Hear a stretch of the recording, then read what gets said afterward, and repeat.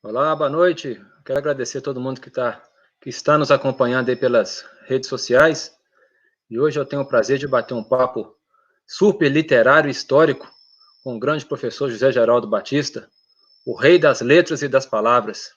Eu sou o professor Valber, tentando, de certa forma, escrever e também falar alguma coisinha. E nós vamos conversar hoje sobre a influência da literatura e da história na formação, na construção da identidade, tanto da identidade pessoal, individual, quanto da identidade coletiva, grupal, social. A importância da literatura e da história nesse contexto. Vou pedir ao amigo Zé Geraldo que se apresente para a gente começar o nosso bate-papo. Zé? Boa noite a todos, muito obrigado pela presença aí de quem estiver nos assistindo. Obrigado ao professor Valber Gonçalves de Souza, meu parceiro, meu amigo, meu irmão. Mas eu sou o professor José Geraldo Batista, eu sou especialista, mestre e doutor em estudos literários. Então estaremos aqui para bater um papo a respeito desse assunto, que é um assunto muito importante, né? Bem atualizado.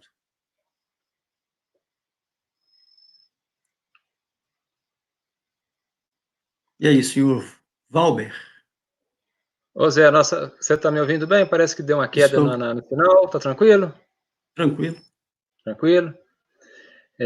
Ô Zé Geraldo, na sua visão, na sua opinião, como que você vê, observa essa relação? Qual que é a importância da literatura para a formação, né, das pessoas, da identidade das pessoas? Ela é total, né? Primeiro que a literatura ela é cultura, né? Faz parte da cultura, então qualquer coisa que faça parte da cultura é uma manifestação de identidade, de subjetividades do sujeito e do coletivo. Então, assim, nós estamos vivendo um momento, né? Aí, de acordo com a visão de alguns filósofos, porque nós tínhamos um modelo iluminista, né? Um modelo, esse é muito bem retratado no livro, que eu considero assim, um livro de suma importância para nós, da modernidade, da pós-modernidade, que é o livro do Stuart Hall, que trabalha a questão das identidades na pós-modernidade. Então, assim, nós tínhamos um momento, nós tínhamos um sujeito iluminista, né? Aquele sujeito fixo, penso, logo existo, tudo focado nesse eu permanente, esse eu fixo, esse eu raiz. Mas com a chegada dessa, que nós chamamos de pós-modernidade, alguns teóricos falam modernidade tardia, modernidade mista, mas vamos aqui falar pós-modernidade. Essas identidades, elas são móveis, né? Elas podem, aliás, ninguém é, todo mundo está. E aí nós temos os novos filósofos, por exemplo, o Deleuze e o Guattari, que cunharam um termo que nós não estamos mais vivendo o momento raízes, né? Nós estamos vivendo o momento rizoma, um momento rizomático. E isso foi uma maravilha para nós, porque nós estamos vivendo o momento das redes sociais. Olha a palavra, redes, redes. Redes sociais nos vai fazer lembrar, né? Nos vão, né? As redes, né? Nos vão fazer lembrar de quê? De globalização, né? Nós vimos falando sobre isso já há algum tempo. Então, nós não estamos mais como se diz, fixos em um lugar, nem numa identidade. Nós somos várias coisas, tudo está ligado ao mesmo tempo, que é o rizoma. Você não sabe onde começa, onde termina. São as redes sociais. Isso é um termo cunhado por Guattari e Deleuze, essa nova teoria. E nós temos também o Zygmunt Bauman, que também trabalhou com a questão da modernidade líquida, né? Essa questão das fronteiras, que são diluídas, não existe fronteiras. Uma coisa está contaminando a outra, né? Então, isso é maravilha, né? Esse pensamento. E a literatura, ela se inclui nisso. Porque quando você produz arte, e a literatura também é arte, você deixa, o sujeito deixa essas pistas, essas marcas nas suas obras, né? Então, esse sujeito, ele acaba, vários sujeitos, é o polissemia, né? Então, vários sujeitos falam ali. Então, na verdade, resumindo, né, e a questão do rizoma, eu não sou, eu estou, e eu posso mudar, inclusive, deixar de ser, de estar alguma coisa, e passar a estar outra, e estou várias coisas ao mesmo tempo. Questão política, questão religiosa, questão social, questão comportamental, questão dos gêneros, que está aí em voga.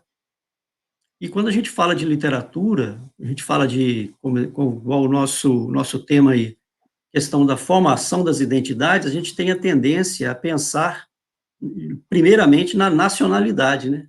Que é o que mais nos chama a atenção, né? Quando a gente fala dessa questão da formação das identidades. Mas não é só isso, não. Nós temos Ô Zé, várias ô Geraldo, identidades.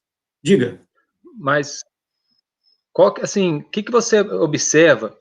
Porque com o passar do tempo, o ser humano ele foi saindo de uma relação muito, não vou falar uma relação individual, mas uma relação individualizada. Ele com seu objeto de estudo, ele com o livro, e era muito difícil as pessoas conseguirem compartilhar as ideias, por N fatores e por N motivos, né? Não se tinha, como você falou, as redes sociais. Então, isso é Uhum, um momento. Só que hoje nós vivemos também um outro momento, que é o momento em que, entre aspas, todo mundo tem acesso a tudo. Todos podem falar tudo. E não necessariamente quer dizer que todos leem tudo. Como que você percebe o ser humano, então, no meio de tudo isso? Como que a gente pode lidar com essa questão de estar em todos os lugares ao mesmo tempo, mas, ao mesmo tempo, ter a sensação que não se está em lugar nenhum? É a mesma coisa em relação também a uma rede social, ao que está escrito lá, ao que a gente lê. A gente lê tudo, mas muitas vezes tem a sensação que nós não estamos lendo nada, ou percebendo nada. Né? É justamente a questão da modernidade líquida. Né? Tudo da mesma forma que chega muito rápido, vai muito rápido. E com a informação e com a leitura também não é diferente. Como que a gente consegue fazer esse link aí nessa atualidade? Qual a sua percepção sobre isso? você disse aí, você está em todos os lugares e não está ao mesmo tempo. Isso é a questão da velocidade. Nós estamos sob o signo de dromos. Dromos, do grego, quer dizer velocidade. Então, nós estamos. O Eugênio Trivinhos pesquisou muito sobre isso e escreveu essa questão da dromologia, dromocracia. Né? Então, isso aí é o seguinte: faz com que hoje o indivíduo tenha uma enxurrada de informações. É uma enxurrada mesmo. Só que ele não sabe fazer o que fazer com essas informações. Atualmente dizem assim: hoje as pessoas não leem. Não, as pessoas leem muito. Só que o que elas leem? Elas sabem o que elas estão lendo? As informações, elas sabem o que fazer com isso? Então, é aí que está a grande dificuldade. Nós estamos passando por um momento, inclusive, da discussão, principalmente no Brasil, das redes sociais, né? Existem pessoas que pensam que podem falar o que quiserem nas redes sociais, podem se pronunciar de qualquer forma, podem atacar, né? Podem difamar. Não é bem assim, né? As redes sociais, elas também têm coisas. Nós precisamos ter uma norma, um respeito mútuo. Eu não posso sair pela rua gritando, né, falando mal de algumas pessoas, não posso. A mesma coisa nas redes sociais. Então, as redes sociais, elas deram voz a muita gente. Então, hoje, todo mundo tem direito à informação e tem como se pronunciar nas redes sociais. Então, isso faz com que surja uma literatura, ou várias literaturas, né, vários tipos de literatura. Então, nós temos que considerar que existem pessoas produzindo literatura aí, de fato, a literatura que nós chamamos de literaturas marginais, né? Elas ficam às margens, elas ainda não estão no centro, ainda não foram consideradas, ou não estão sendo ainda consideradas, mas a partir de agora elas vão ser consideradas, né? Por causa É, dessa facilidade que nós temos hoje de múltiplas vozes, ao mesmo tempo, simultaneamente, uma discussão simultânea. Isso causa isso aí, causa uma certa inquietação na gente, né? Porque você tem informações chegando de todos os lados, né? A todo momento. Você tem que ô, Zé filtrar. Geraldo, Diga. é, e uma outra questão também que eu gostaria de saber a sua percepção é o seguinte: se você pega, né, os clássicos da literatura, vamos pegar aqui o exemplo, é lá do Graciliano Ramos, Vidas Secas. É uma obra que retrata um momento, um contexto, mas não só um retrato social de um momento histórico, mas um retrato social das pessoas de uma determinada época. Né? O jeito de ser de uma determinada época, o jeito de lidar com as pessoas, né? O jeito de não falar, né? A baleia, o silêncio, o medo, enfim. Era um livro que retrata a identidade. E a gente poderia falar Jorge Amado e tantos outros, né, literatos que tinham esse objetivo nos seus trabalhos de destacar essa identidade. Você observa que esse movimento também acontece hoje em dia ou isso perdeu o sentido, não está em voga mais? Não, está acontecendo sim, tem muita coisa aí, igual como eu falei, tem muita literatura acontecendo, muita arte, muita coisa, muito movimento acontecendo aí na periferia, e nós não estamos dando vozes, nós não estamos ouvindo, né, a melhor dizer. Nós não estamos ouvindo isso, esses movimentos são muito proeminentes. Então, assim, às vezes a gente fica trabalhando com o clássico, igual você citou o clássico ele é imprescindível, né? Imprescindível. Nós temos que estudar os clássicos. É preciso que nós, né, façamos essa leitura, entendamos os clássicos. Mas tem muita produção marginal, simultânea, hoje, acontecendo, no Brasil e no mundo, muitos movimentos que nós Professor Geraldo. precisamos estudar. Às vezes a gente fica até ultrapassado, se você não acompanhar. Ô, professor, Diga. mas não seria um paradoxo a gente pensar o seguinte, né? Certos tipos de literatura não encontram voz, não é? Nas palavras do senhor, não, certos tipos de literatura ainda não são ouvidas. Mas não seria um paradoxo falar isso justamente na era das redes sociais, em que é um meio que você não depende mais de ninguém para ter voz?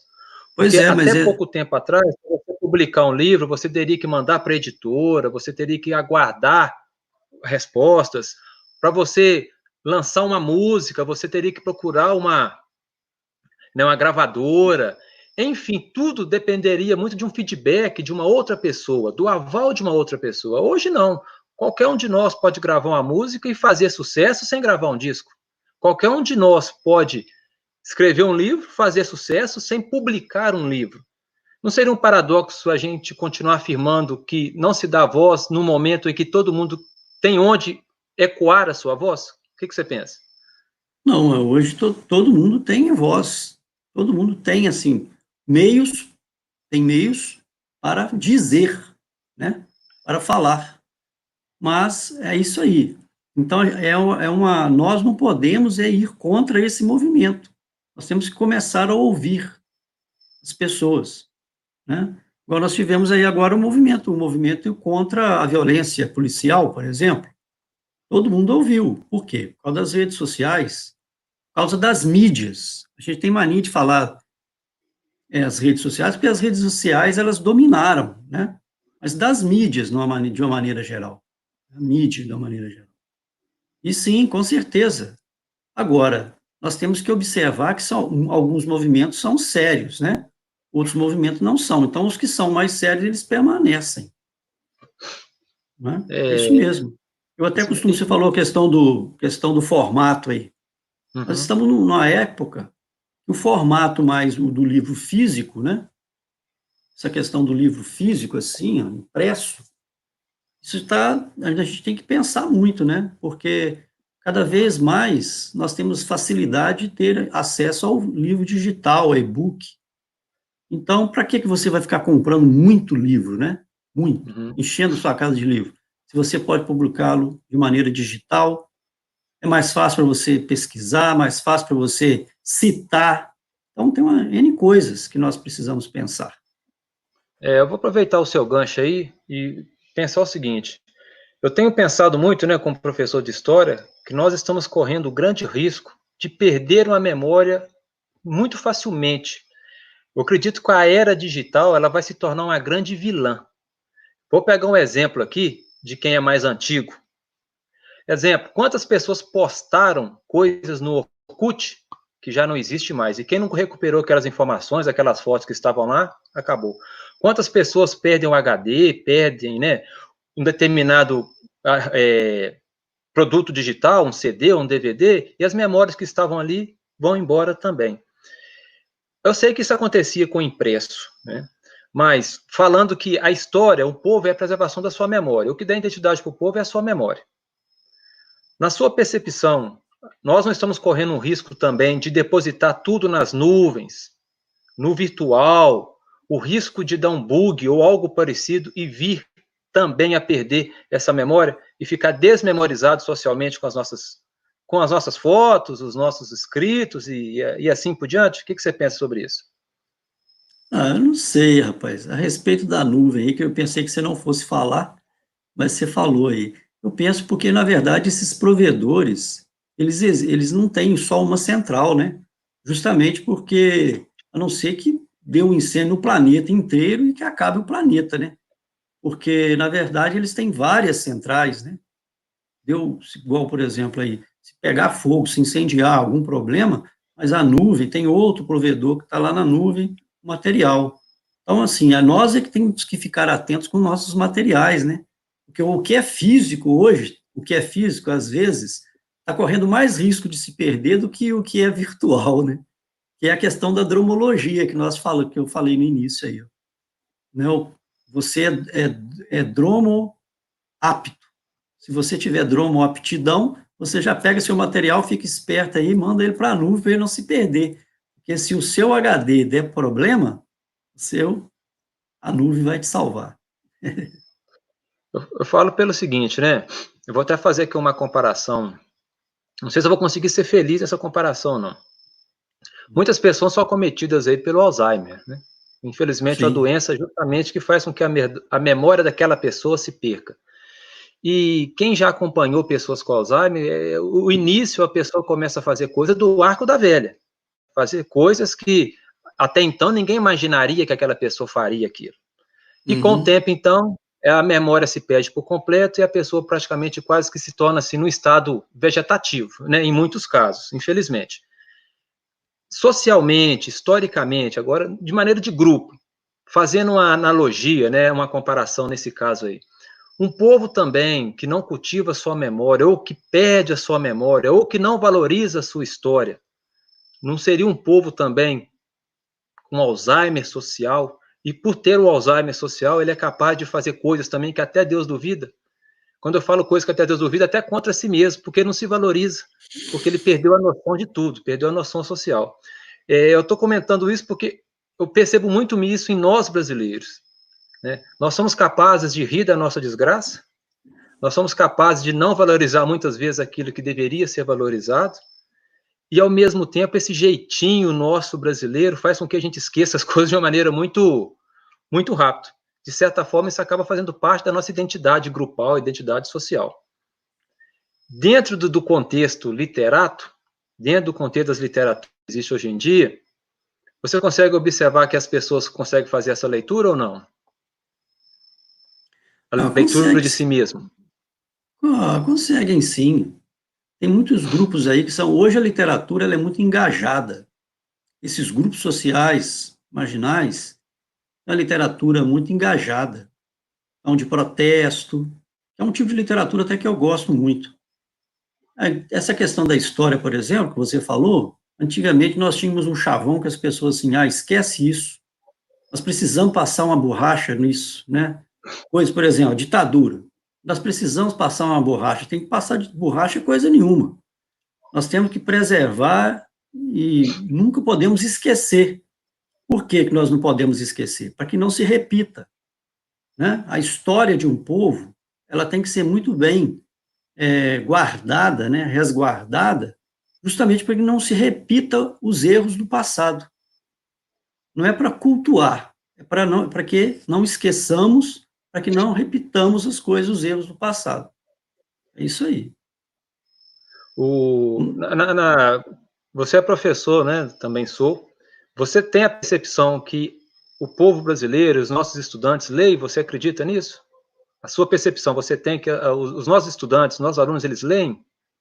Principalmente o Aquilo aluno do que, ensino médio. Você acredita que ele lê? Que ele é um leitor?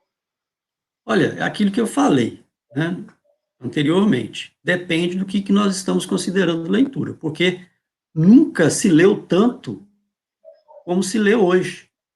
Com essa questão, por exemplo, a gente fala celular, mas não é celular, é o smartphone. Com esse aparelho hoje, o menino lê o dia inteiro. Nós tivemos um problema, nós estávamos com algum problema antes desse surgimento do Covid.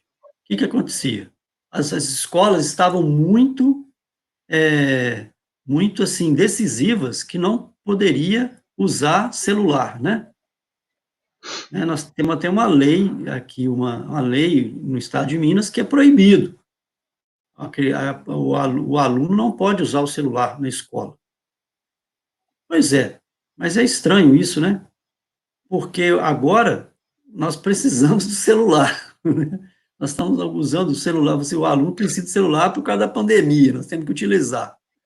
Mas então, olha bem, se eu não tomar cuidado, eu fico só nesse celular, eu fico lendo o tempo todo, o aluno também, fica lendo, lendo, lendo, lendo. Agora, é uma enxurrada de informações, mas o que ele está lendo?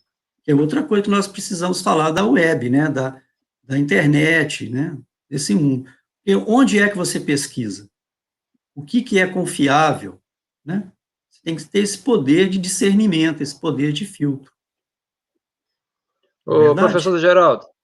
Diga. professor Geraldo, o senhor é um Fala. leitor daqueles textos que vêm no papel de sacola de pão? Já fui mais, hoje não sou muito, não. Já Não fui. gosta Mas muito, eu não? sou, Daquelas mas eu reflexões? estou, mas eu estou bem atento. Estou bem atento. Às vezes, de vez em quando, eu leio.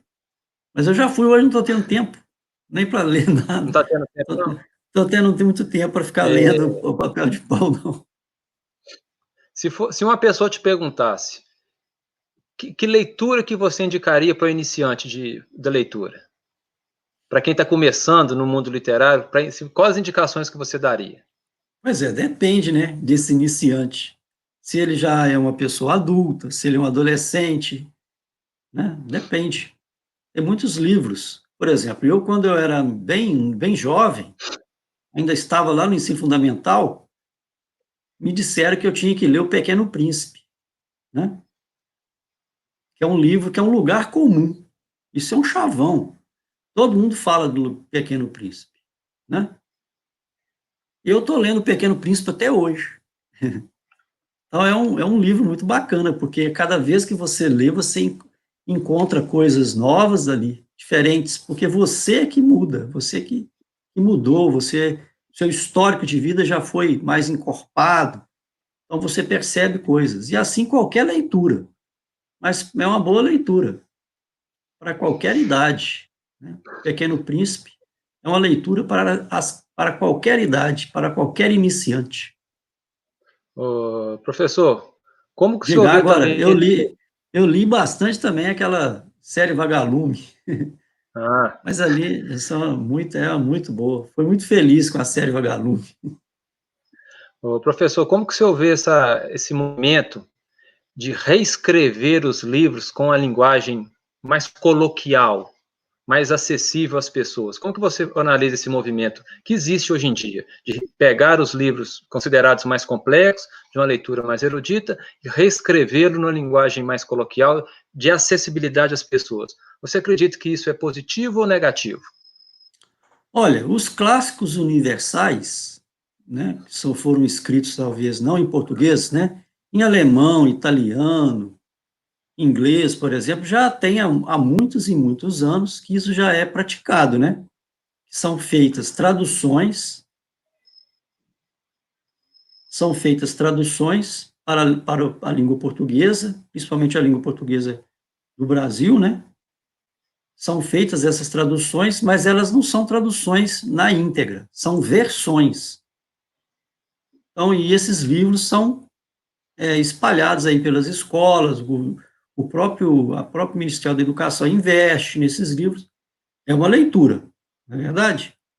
Mas nós temos isso aí que você disse mesmo, uma onda. Inclusive, agora nós temos vários livros clássicos da literatura brasileira, principalmente, que foram transformadas em quadrinhos. Algumas pessoas dizem assim: não, isso é um absurdo. Dom Casmurro, Machado de Assis, em quadrinhos. Inclusive, eu trabalhei com os meus alunos, Dom Casmurro, em quadrinhos. Mas isso depende muito. Quando fala assim, que está trabalhando, que o livro Dom Casmurro foi transformado em quadrinho, não quer dizer que lá na faculdade, que o adulto vá ler o Dom Casmurro em quadrinhos, não, porque você não matou o outro, não. Você não acabou com a outra leitura, com outro livro. Então, depende.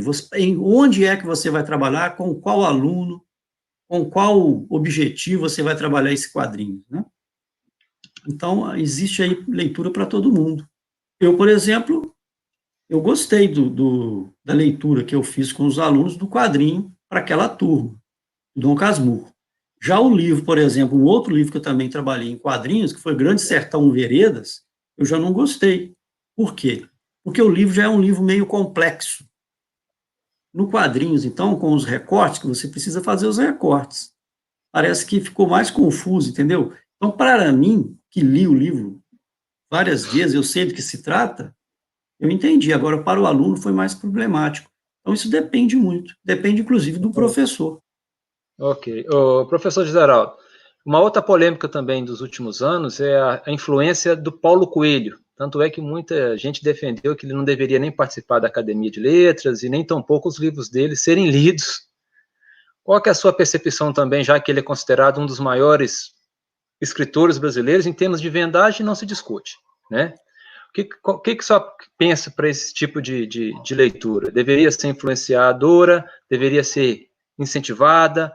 Ou não? O estilo Paulo Coelho, esse estilo esotérico de escrever? Olha, eu não sou leitor de Paulo Coelho. Não tenho nada contra o Paulo Coelho, não. Eu não sou preconceituoso, nem um pouquinho em questão de arte. Gosto, cada um tem o seu, né? Mas preconceituoso eu não sou. O Paulo Coelho tem um valor muito grande. Tanto é que ele é ele é reconhecido internacionalmente como escritor. Fizeram aquele encontro do Brasil-França, teve um ano desse aí, levaram vários escritores, foram selecionados para esse evento na França. Paulo Coelho não foi, mas ele foi. Chegou lá, ele foi ovacionado, ele foi recebido com honras, né? Então, olha bem, então, ele é muito bom, né, naquilo que ele faz, naquilo que ele se propõe a fazer. Então, eu não posso falar da qualidade, porque eu não sou leitor. Mas não é porque eu não sou, porque eu não quero, não. É porque eu não tive tempo, não tive a oportunidade de ler Paulo Coelho. Mas eu não sou preconceituoso, não. Agora, melhor que você leia o que você gosta, o que você está gostando, do que não ler nada, né? Nada, né? Então, nós, os professores, nós temos que ficar atentos, nós temos que ser atentos a essa questão. Você quer obrigar o aluno, às vezes, a pessoa que está iniciando a leitura, obrigá-lo a ler o que ele não gosta, o que ele não quer, às vezes não é o momento dele. Então, vamos incentivá-lo a ler aquilo que ele gosta, não é verdade? Porque assim ele vai ter prazer pela leitura. Dois tipos de livros é o que o Roland Barthes fala, né? Tem um livrinho, Roland Barthes tem um livrinho que é super interessante, chama-se O Prazer do Texto. E quando ele diz prazer, ele está falando de prazer mesmo. É fruição com R. Não é fluição, não. Fruição. É prazer. Prazer. Então, o prazer do texto. Eu perguntei assim, porque teve duas leituras que me marcou muito na época de estudante. A série Vagalume, que o senhor já citou, e algumas leituras do Paulo Coelho também, que na época de adolescente eu cheguei a ler alguns livros, principalmente Diário do Mago, né, que eu acredito que seja o mais famoso dele aí. Uma outra questão que eu falaria é o seguinte: caso o Zé Geraldo tivesse um poder público, você incentivaria, a exemplo do que acontece em Paraty e em outras cidades, como Caratinga dizem, né, que já tem uma vocação universitária, já tem uma vocação para a educação nesses setores. Se o Zé Geraldo pudesse ter o poder da caneta de um órgão público para incentivar, você tentaria criar em Caratinga algo meio que parecido, transformar a cidade também numa cidade literata? Porque nós temos grandes nomes aqui, né, grandes nomes da literatura de todos os gostos, né, dos vários tipos de leitura. Você teria essa coragem, essa audácia de tentar transformar Caratinga na cidade literária? Com Ou certeza. de ano em ano, ou de 2 em 2 anos, fazer daqui uma feira literária? Sim, eu faria isso em qualquer lugar do mundo, que eu acho que é válido, né? Agora, ainda mais na minha cidade, né? Cidade de Caratinga, cidade que eu gosto, minha cidade natal, aí que eu faria mesmo, né? Com o maior prazer, com certeza. Né? Como que você vê que, exemplo, Caratinga tem, né, o Ziraldo, tem o Edra, tem o Camilim, tô falando, esses tem o Zé Geraldo Batista, são escritores de nível nacional, né? Tem alguns escritores também, né, nível mais local, e tem outros também reconhecidos regionalmente, aí, né, Marilene Godin e tantos outros. Na sua opinião, há um desperdício desses valores na nossa cidade? O que você pensa sobre isso? Não estou falando só da cidade abraçar a causa, não. Eu estou falando também os escritores abraçarem a cidade. Acho O que que você falta pensa sobre mais, isso? acho que falta também união, né? União entre os escritores, entre os artistas, né? Da cidade. Acho que precisa de pensar menos em si, né? Esquecer o ego um pouco, né? E darem as mãos juntos, um ajudar o outro, incentivar o outro. Eu quero, por exemplo, eu posso muito bem ser um grande escritor e não querer aparecer, mas não querer dar oportunidade para o Valber, né? Então, assim, eu acho que essas coisas acho que não podem existir. Teríamos que trabalhar juntos. Todo mundo se dar as mãos, trabalhar juntos. É porque a gente pensa, olha, nós moramos numa cidade de muito talento, né? Tem muitas Muito pessoas talento. aqui, ó, vou até citar outros nomes que eu não citei, né? Você pega ali, ó, a Miriam Leitão, reconhecida, o filho dela agora que lançou um livro também, né? Reconhecido. Nós temos o próprio Ziraldo, que é reconhecido, temos o Rui Castro, que é reconhecido. Estou citando nomes aqui de esfera praticamente até mundial. Né? Ah, E não, a eu gente não tenho. observa um abraço dessas pessoas para com a cidade. Porque Ah, o entendi. Valber talvez não tenha um poder de nada. O Valber, assim, se eu liderar talvez alguma coisa, a tendência de dar certo ela é meio muito pequena. Mas existem pessoas que, se abraçassem causas, pelo know-how que tem, conseguiria transformar em Caratinga uma cidade muito maior. Um dia eu fiz uma Entendi. pergunta na sala de aula que eu fiquei abismado. Eu perguntei o seguinte na sala de aula: quantos alunos leram Menino Maluquinho? Não estou falando ouvir falar, estou falando quantos alunos leram o livro Menino Maluquinho. E, por incrível que pareça, muitos alunos não tinham lido. Sabia quem é por causa daquela estátua lá, mas nunca tinha lido. Então, são valores que brotam na Terra, mas que não têm uma expressividade da forma que deveria ter. E nem sempre só por causa do município. Né? É por causa Uhum. disso que eu te fiz essa pergunta. Até que ponto também, né, os escritores não poderiam abraçar a cidade também, para É, transformar isso, né, em outros eu, cenários? eu não sei se existe mágoa, o que acontece, né? Mas eu acho assim, essas Uhum. pessoas que têm visibilidade nacional e internacional, né? Como você mesmo acabou de falar, eles deveriam olhar com mais carinho, né? Para a nossa cidade. Sim, eu acho que sim, porque eles têm mais força, têm mais acesso, né? E aí eu acho que a coisa funcionaria bem, nesse sentido. É Faria porque muito bem para a cidade. você vê um exemplo, né, igual o Hélio Amaral. Eu não sei se seria essa palavra correta, não, mas assim, um desperdício, né? Um Instituto Hélio Amaral daquele ser tratado pela nossa cidade da forma que ele é. É um desperdício em todos os sentidos. Eu acredito que se aquele mesmo instituto talvez tivesse uma outra cidade, ou num outro país que respira mais cultura, aquilo ali bombaria no sentido positivo da expressão. Né? Então, É. assim, são coisas que a gente acaba pecando muito e, de certa forma, não valorizando as diversas coisas que poderiam ser valorizadas na nossa cidade. Você concorda com isso ou não? Concordo, sim. Concordo perfeitamente. Ô Zé, o nosso papo tá bom demais, cara. Conversar contigo, você sabe que a gente fica aqui a noite inteira. Mas a gente não vai Sim. delongar muito, não, porque, né, vamos agradecer as pessoas que participaram com a gente aí, né, nos acompanharam pelas redes sociais até agora, nesse nosso papo aí sobre a literatura, algumas cutucadas aí que nós demos, né, um no outro aí no sentido de esse finalzinho mesmo aí da gente se mexer em função da literatura. Mas eu gostaria de fazer um pedido para o senhor agora. Eu sei Pois que o senhor é não. um escritor de quilate, do mais alto quilate. Não só do quilate, mas do quimote também. O senhor é um baluarte das letras, né? Apresenta para nós as obras que o senhor tem, que o senhor escreveu. Eu tenho, assim, eu escrevo muito artigo, né? Então, tem artigo espalhado para todo lado, em muitas revistas, até mesmo aqui em Caratinga, nos jornais, que depois se tornam revistas, livros, né? Agora, livro autoral mesmo, eu só tenho 3, né?